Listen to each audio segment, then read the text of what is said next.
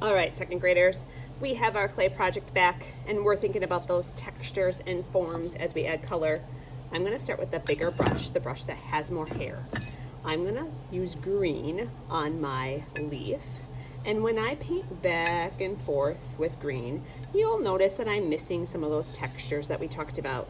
So I'm gonna make sure my brush is fully loaded with paint, and I might have to go in a circle or even dab into those textured spots. I am holding my clay project so that I can turn it and get into all of those surface areas that we talked about. We also want to think about the edge of the leaf, and it's your artist's choice if you want to paint the bottom where it sits on the table. You don't have to do that.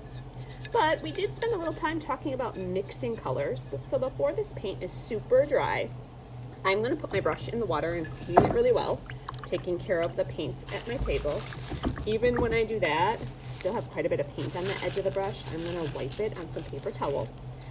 We know that green and yellow are next to each other on the color wheel. If I put yellow right on top of this green, it changes the value of it, makes it look a little bit different than maybe my neighbor next door. So that is a choice. I would continue turning, using different brush directions to get into all of those surfaces. Just for the sake of time on this video, I am going to switch to the flower part. I'm going to wash my brush really well. I'm going to dry it. And I am going to switch to my skinnier brush as I start to think about adding color on my flower. So I kind of want a purplish color. We talked about how to get a lighter purple. I'm actually going to add white right on top of my flower, which is kind of strange.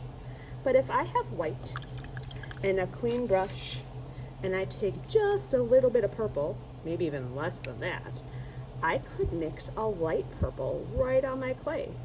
Notice I'm using my skinny brush so that it can get in between that surface area of the flower and the leaf. As I'm painting my flower, I have to think about that edge, that zigzag, or if you pinched it last week, I have to think about the inside.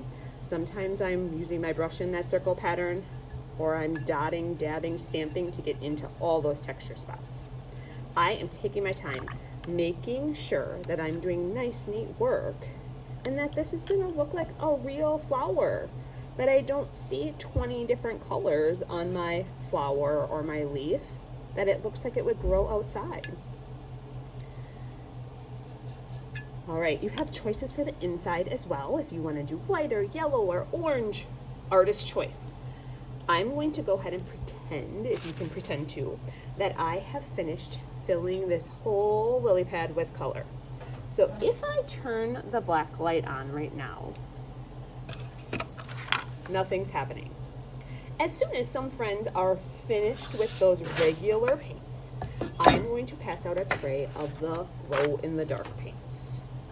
We don't need a lot of these at all. You can see these glow under the black light, and they're going to be used at the very end just to add a little bit of glow to them.